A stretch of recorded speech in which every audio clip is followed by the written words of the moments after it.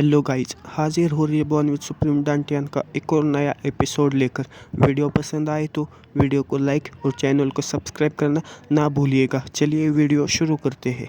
जैसा कि पिछले एपिसोड में हमने देखा था, होली मदर सारे लोगों को लेकर एंडलेस पुल के पास चली जाती है और उनको एंडलेस पुल के बारे में बातें बताने लगती है।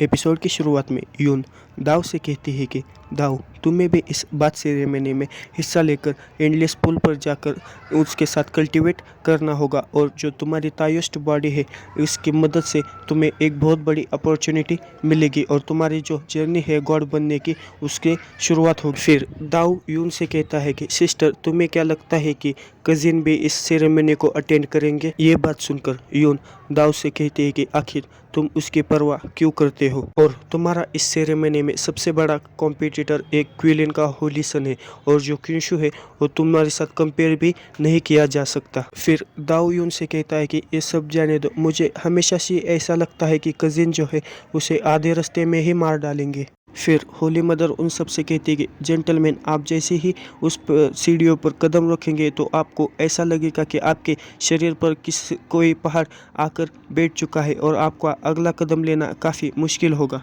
और ये सब जो हो रहा है ये आपकी फिजिकल स्ट्रेंथ को टेस्ट करने के लिए हो रहा है और जो भी सक्सेसफुली टॉप पर जाएगा वो क्वालिफाई होगा एंडलेस पुल में जाने के लिए, बिकॉज एंडलेस पुल में जो बेनिफिशियल है वो कल्टिवेटर्स के लिए बहुत ही अच्छा है। लेकिन जो एंडलेस पुल का पानी है वो काफ़ी वायलेंट है। जो ऑर्डिनरी फिजिक के साथ आते हैं लोग वो उस पानी के सामने खड़े भी नहीं हो सकते और नेचुरली वो जो साथ में नहाना है उसे कंप्लीट भी नहीं कर सकते। और आखिर में आप सभी को गुड लक। और जो होली मैडन है वो एंडलेस पुल के बाहर इंतज़ार कर रही है। ये बातें सुनकर वहाँ पर खड़े हुए लोगों में से एक आदमी कहता है कि जनरली हम लोग होली मैडन के साथ नहाने के लिए क्वालिफाइड बिल्कुल भी नहीं है। और दूसरा आदमी कहता है कि लेकिन हमें हेवनली स्टेयर्स को एक बार ट्राई तो करना ही चाहिए।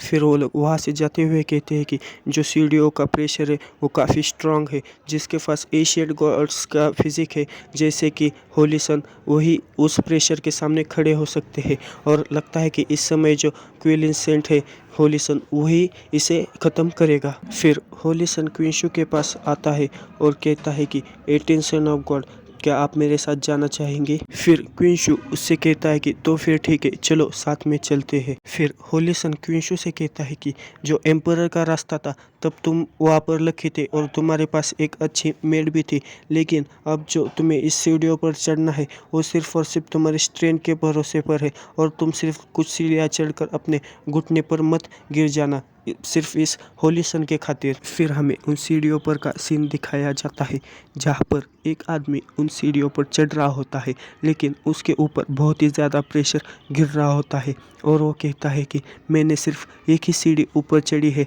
लेकिन मेरे ऊपर इतना सारा प्रेशर गिर रहा है। फिर दूसरा आदमी कहता है कि मैं सिर्फ यही उम्मीद करता हूँ कि कोई तो टॉप पर पहुंच जाए। जो इतना सारा प्रेशर है उसके हिसाब से तो होलीसन भी ये करने में असक्षम है। फिर होलीसन उनकी तरफ देखते हुए कहता है कि आखिर होलीसन को तुमने क्या समझ रखा है कि तुम उसके बारे में कुछ भी प्रेडिक्ट कर सकते हो? ऐसा कहकर होलीसन आगे बढ़ने लगता है और पीछे खड़े हुए लोग कहते हैं कि ओ शिट, होलीसन तो काफ़ी स्ट्रांग है, उसने तो बहुत सारी सीढ़ियाँ आगे चढ़ भी ली, उनका जो फिजिक है वो काफ़ी स्ट्रांग है।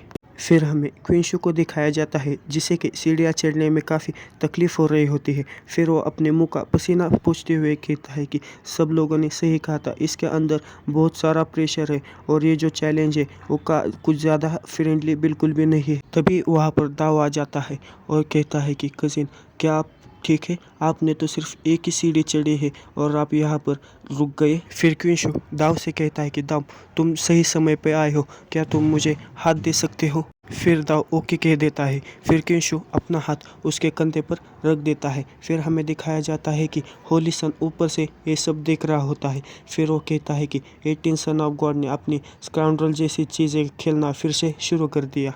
तभी पीछे से क्विंशु को कोई चिल्लाते हुए कहता है कि तुम एक घटिया आदमी हो। फिर हमें दिखाया जाता है कि ये यून होती है और वो चिल्लाते हुए कहती है कि कान दाव को वहाँ से जाने दो। तुम सीढ़ियाँ चढ़ने के लिए दाव का इस्तेमाल कर रहे हो, ये कैसी तुम्हारी स्किल है? ये बात सुनकर दाव काफ़ी घबरा जाता है और क्विंशु से कहता है कि कज़न, तुम मुझे जाने क्यों नहीं देते? लगता है कि मेरी सिस्टर काफ़ी गुस्सा हो गई है। फिर क्विंशु बड़ा ही फनी सा चेहरा बनाते हुए दाव से कहता है कि कज़िन, मैं तुम्हें जो अभी बात बताने वाला हूँ उसे तुम कभी भी मत भूलना। फिर क्विंशु उससे कहता है कि जहाँ पर कोई गलत काम होता है वहाँ पर विरोध कर देना चाहिए।